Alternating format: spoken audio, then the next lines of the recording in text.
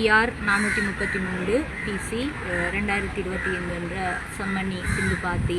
இந்துமயான புதைகுழி விவகாரம் மதிய வேளையில் நீதிவான் நீதிமன்றம் யாழ்ப்பாணத்தில் கௌரவ நீதிபதி ஆனந்தராஜா அவர்கள் முன்னிலையில் எடுக்கப்பட்டது. இந்த அடிப்படையில்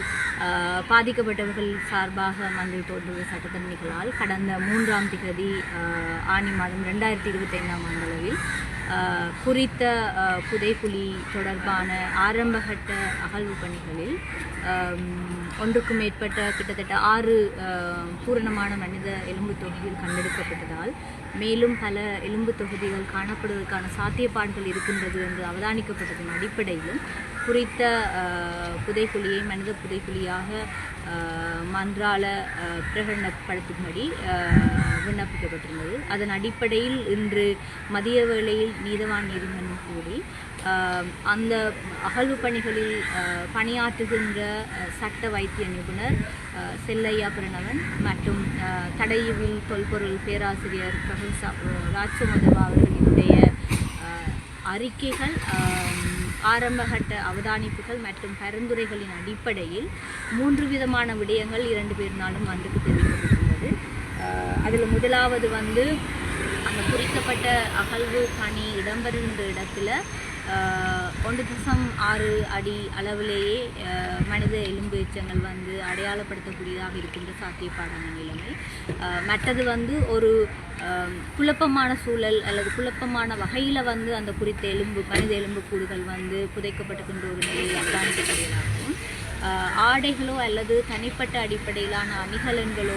குறித்த அடையாளம் காணப்பட்ட எலும்பு துண்டில் காணப்படாத ஒரு சூழலில் பார்த்து இது ஒரு சட்டவிரோதமான அல்லது இரகசியமான புதைகுழியான ஒரு இடமாக பயன்படுத்தலாம் என்ற ஒரு சந்தேகம் உருவாக்கப்பட்டிருக்கிறது. இப்பொழுது அகழ்வு செய்யப்பட்ட அடையாளம் காணப்பட்டதில் மொத்தமாக 17 மனித எலும்புக்கூடுகள் பகுதி அளவிலும் முழுமையாகவும் அடையாளம் காணப்பட்டது.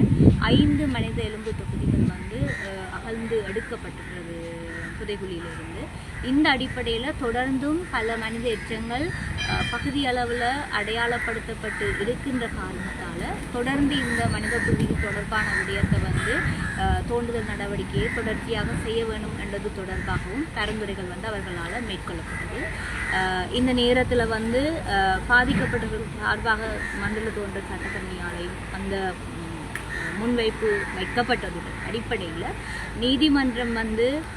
நிபுணர்களின் கருத்துக்களை கவனத்தில் எடுத்து தொடர்ந்தும் குறித்த மனித புதைகுழி அகழ்வு நடவடிக்கைகள்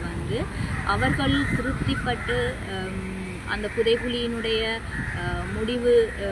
வரையிலான அடிப்படையில் திருப்திப்படும் வரையில் குறித்த அகழ்வு நடவடிக்கைகளை தொடர்ச்சியாக நடத்துவதற்கான நடவடிக்கைகளை மேற்கொள்ள வேண்டும் என்ற கட்டளை ஆக்கியதோடு அது தொடர்பான ஆரம்ப கட்டத்துக்கான பாதீடு வரைவு என்பது கிட்டத்தட்ட சட்ட வைத்திய அதிகாரி நிபுணர் செல்லையா பிரணவர்களுடைய பரிந்துரையின் அடிப்படையில்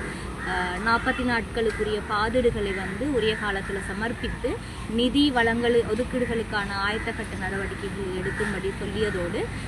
நீதிமன்ற நடவடிக்கைகள் முடிவுறுத்தப்பட்டு அடுத்ததாக சிந்துபாத்தி இந்துமயானத்து தொடர்ச்சியான புதைகுழி அகழ்வு நடவடிக்கைகள் பங்கு பெற்றுவதற்காக நிறுத்தப்பட்டது. இதேபோல இந்த அகழ்வு நடவடிக்கை